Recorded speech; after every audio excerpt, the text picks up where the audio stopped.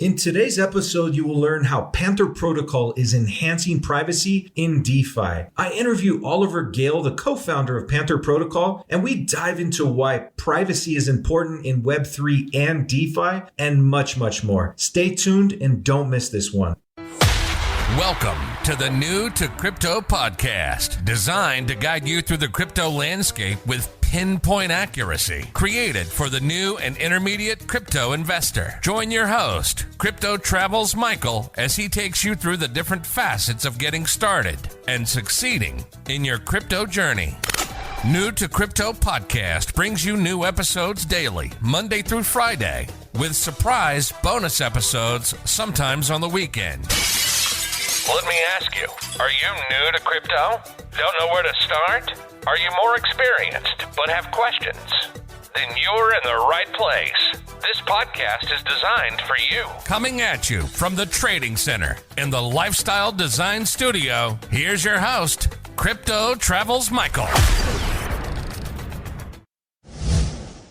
Brave Wallet is the first secure crypto wallet built natively in a Web3 crypto browser. No extension required. You can store, manage, and grow your portfolio, get NFTs and multi-chain support. Download the Brave privacy browser at brave.com/new-to-crypto and click on the wallet icon to get started.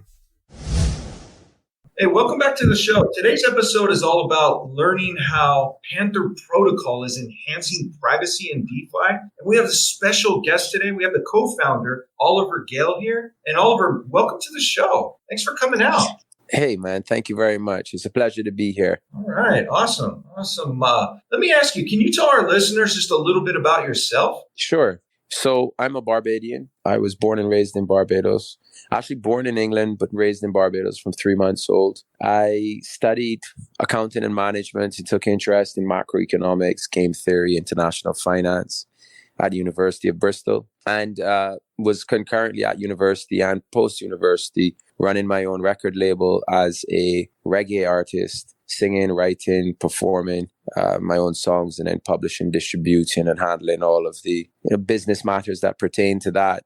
Subsequently to that, I was introduced to Bitcoin in early 2013, and within a week set up the Caribbean's first exchange, and that expanded into cryptocurrency wallets and ATM networks, a broker-dealer, and a second stablecoin, which was the Barbadian digital dollar, which got us international attention, and then an investment from Overstock.com into what became the company that built and deployed the first central bank digital currency in an economic union, and currently has an 80% market share for retail CBDCs. And so from there, I went on to set up a private trading firm because I'd been investing since the first ICO, that was Mastercoin, and then Ethereum, and so on and so forth. And through that, incubated a credit platform and an advisory firm. And then in 2020, I met my co-founder in Panther, Anish Mohammed, and we saw complementary skill sets and experience and decided to form Panther Protocol as a project that we saw as being very much needed in our global societies and digital economies, and also a big problem that we could really solve effectively. And so here we are. Awesome. So you went from an award-winning hip-hop artist in the Caribbean to dealing in central bank digital currency. And I see that your co-founder was also one of the founders in the UK Digital Currency Association. And that's exciting. Yeah, I mean, I was reggae artist one year and then hip-hop artist of the other year. So I switched genres and was successful in both. And my co-founder has worked on over 20 protocols, including Ethereum and Ripple, Ocean, Boson. So we really make a strong team. I'm a serial entrepreneur. And so for me, this is a case of blending the experience and networks that we have had to build this protocol, which has a TGE coming up. Well, the TGE is on the 31st of January, put it that way. So at the time of recording, we've got just under a week. So it's a really exciting time. All hands are on deck, and we're scaling and growing the business and the team and the community very fast. Mm-hmm. All right, man, that sounds great. Let me ask you, in a nutshell, what is Panther Protocol for our listeners that may not be familiar, or your area with Panther may be new for the listener? Sure. So there's two ways to look at the problem. One of the ways to look at it is that most blockchains are public blockchains, meaning all transactions are published on chain, which is an unprecedented level of visibility on people's financial transaction history, which in many cases are small transactions and relate to personal acquisitions. It could be, shopping at a supermarket or purchasing a prescription medication or whatever the case may be. But nonetheless, whether it's big or small, all transactions are published on most major blockchains. And so this opens up massive vector of surveillance in what is already a surveillance economy. And so large actors with the resources to analyze big data sets can learn a lot about what we as individuals and collectives and corporations do. And this goes against the grain of our rights to privacy, rights to freedom, and our sovereignty. So Panther addresses that by building a multi-chain privacy protocol. And so, it's this mechanism of transacting on blockchains more privately and protecting alpha. So alpha is, typically, uses a term as it pertains to trading marketplaces. So for institutions or large traders that don't want to publish what their portfolio looks like or the transactions they're executing, Panther enables that type of privacy. And so the protocol also extends in another direction, and that is what we call ZK reveals, which are zero knowledge proofs that some condition has been met or some action has taken place or not taken place, and a proof is provided of that to a counterparty, which sounds like a very broad-based tool, and it is. So Panther is building infrastructure to support all transactions in Web3 that can be supported with a zero-knowledge proof system being so supported. So that ranges from authentication of systems to compliance tooling, healthcare, insurance, marketplace access, and so forth. So we really do have a broad-based suite of solutions that tackle transactions and also prove or verify or data relay functions. Okay. I really like what your Medium blog article says. I'm going to paraphrase here, but it breaks it down as the objective of Panther Protocol is to infuse the whole DeFi ecosystem with privacy. Aside from building unique technology that comprises the many innovations brought forward by Panther to succeed, we also need to make them accessible, allowing the whole DeFi ecosystem and crypto communities. I think that's awesome. Yeah, that is well said, and credit to the team for coming with that copy. And when you break it down into the basic functionality that we're providing to users in the crypto ecosystem, you can take an underlying token, let's say it's Ethereum, you can deposit it to your Panther wallet, and you are issued a ZETH, which is a one-to-one backed token. That one-to-one backed token can be sent as ZETH to any other Panther user privately. And so when the recipient receives their ZETH from the sender, which transaction will happen at a lower cost because Panther is integrating scaling solutions as well as privacy solutions, then that user can choose to redeem the ZETH for ETH, or it can interact with DeFi using the ZETH. So this class of assets is they are called Z assets, and they are a new type of DeFi instrument, blockchain instrument, where ultimately Z assets are transferable across chains as well as between parties on any particular chain. And that mechanism of transacting across chain will be supported by our Interchain private DEX, which will be built and released approximately Q3 of this year. And so that is a major piece of infrastructure for Web3 to connect transactions across different chains and provide a private venue for swaps. Mm-hmm. Yeah, I'm excited to do a deeper dive with you and perhaps your co-founder in another episode, maybe a video for YouTube where we break down this topic more in depth, because I think it's great what you guys are doing. Let me ask you, happy to. Why is privacy important in Web3 and DeFi? This concept may be new for some of our listeners, but why is privacy important with Web3? So I was touching on it a little bit earlier, to say it again in different words. Mm-hmm. Privacy is a fundamental human right. And it is something where if you don't have privacy, then your negotiating position is undermined. And this pertains to any sort of transaction between yourself and a counterparty who knows more about you than you know about them. It also undermines your sovereignty as an individual and gives counterparties leverage against you. And you can see that in the applications of voter rights to democracy. And so privacy is voter privacy, for example, is a fundamental building block for a fair election. And we see that it's been proven that individuals who are surveyed behave differently to those who are not. And so in that context, the very act of being surveyed changes how you behave and undermines privacy and freedom. So we're focused on this mission of ensuring that everyone has the sovereign right to privacy. And we're building in compliance tools and systems that allow users to engage in things like regulated financial services or tax disclosures, credit scoring, etc., at their voluntary discretion. And so what that opens up is the possibility of having institutional DeFi, where counterparties can work together and maintain and protect their privacy, whether it's privacy for the sake of personal empowerment or it's privacy to protect your upside or alpha from competitors and unfair exploitation. So it's a big mission, and we're very proud to be one of the spearhead organizations tackling it. Brave Wallet is the first secure crypto wallet built natively in a Web3 crypto browser. What's Web3? Web3 is freedom from big tech and Wall Street. More control and better privacy. But there's a weak point in Web3, your crypto wallet. Most wallets are browser extensions, a Web2 technology. That means the same old risks: app spoofing, phishing scams, and theft. Brave Wallet is different.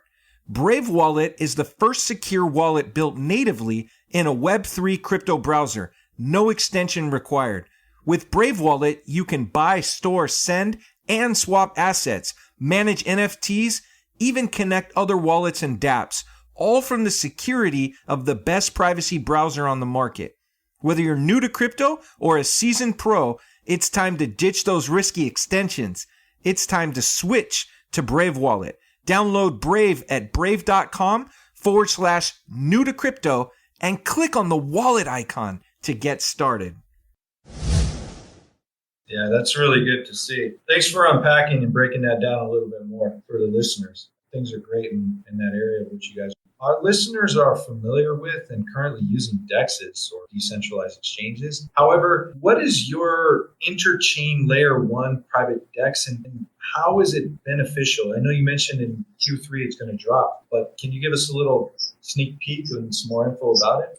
Yeah, so our tech team just came back from a workshop which we held in Dubai to map out the 2022 roadmap and delivery plan.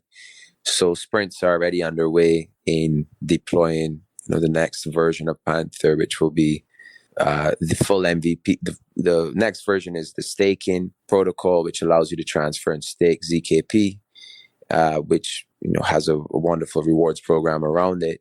The second phase is the deployment of the multi-asset shielded pools, which are the pools in which you deposit assets and which allow you to interact with other users and smart contracts in DeFi privately. So, and then the Interchain DEX will be the release that comes out thereafter. Mm-hmm. So if I want to send transactions privately from blockchain A to blockchain B, you have some options. There are bridges that operate like DEXs and they're direct atomic swap bridges. We'll be building both. The Interchain private DEX, we've not yet determined. We're doing some trade-off analysis on whether it should be our own layer 1 or built on another layer 1 or a layer 2 and what that hub and spoke model should look like. But one of the major benefits of this venue is that it will allow the assets to be swapped privately. Mm-hmm. So the AMM will not have visibility. So it will be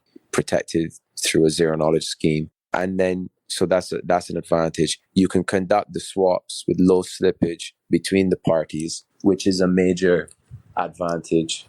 And the costs of those swaps themselves are going to be low cost swaps using the technology we're using. So if you are an institution or a retail user and you're trying to privately conduct a transaction cross-chain, Panther is the superhighway that will interconnect and bridge across those chains. So you can think of Panther like the superhighway interconnecting different blockchains privately. When a user wants to send a transaction from one chain to another chain privately, and further when they want to send transactions within each of those blockchains, which we call pair chains in the Panther ecosystem privately, you can do so. So you can think of Panther like a hub and spoke protocol. The hub is the Interchain private DEX, and the spokes are our multi-asset shielded pools. And so far we have partnerships with 6 Layer 1 and Layer 2 protocols to deploy multi-asset shielded pools or MASPs.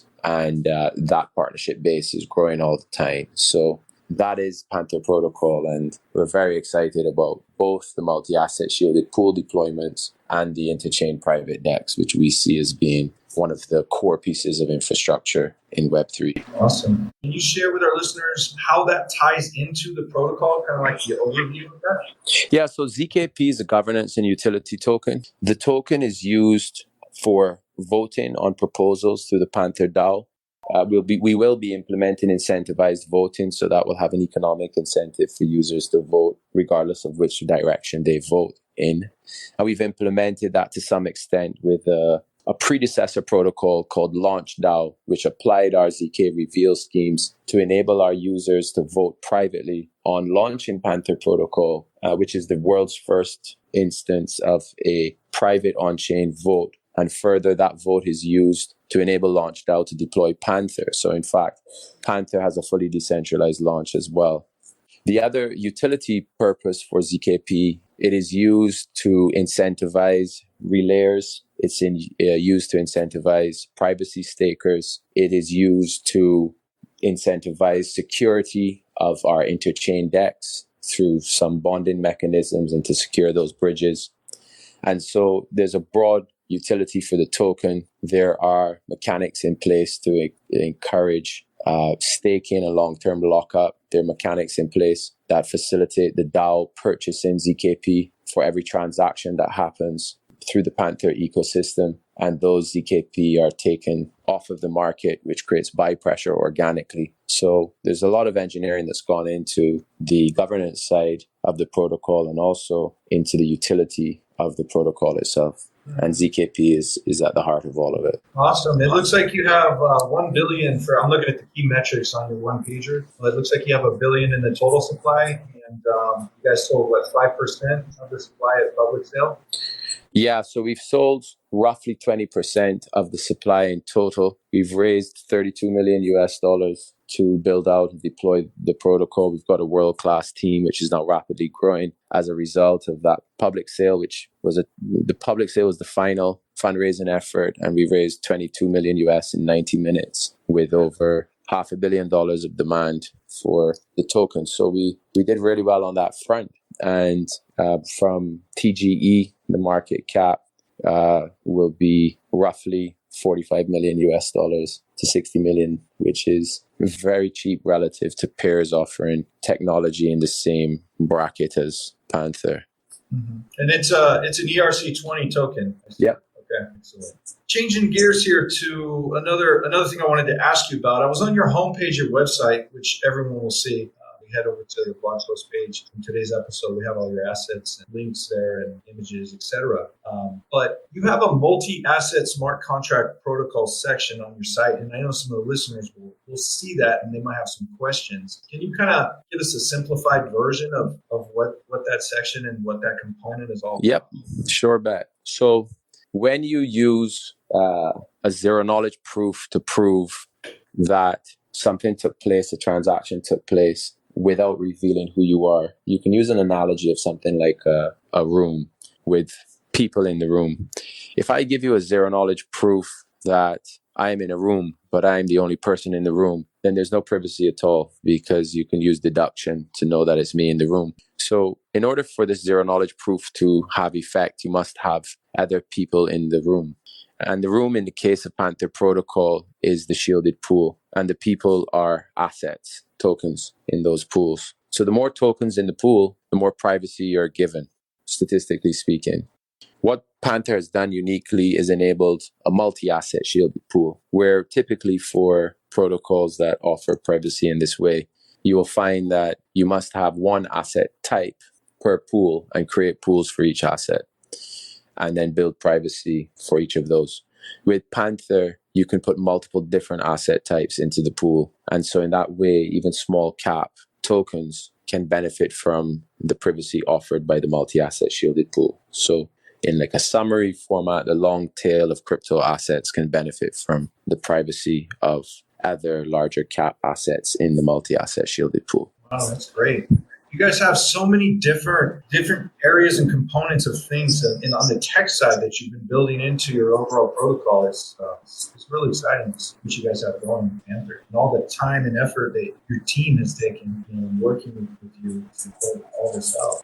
Yeah, we've certainly been working hard now for over a year and a half building this out. Awesome. Let me ask you, how is Panther Protocol helping institutions? I know we touched on that previously a little bit, but like overall, how are you either helping institutions or how can you help institutions that may hear this and, or just find you guys organically and want to know more about that? Well, institutions need to protect their users' privacy. They need to protect their alpha. And so Panther is the only protocol that facilitates the protection of alpha and privacy alongside compliance tooling through our ZK reveal scheme. So it will be an opt-in service that institutions and their users will come into where they can say, we want to use multi-asset shielded pools in the Interchain DEX, and we want to do so in a way where we can still make disclosures to our authorities and regulators if we need to. And in that manner, they'll use ZK reveals to selectively disclose information to a counterparty,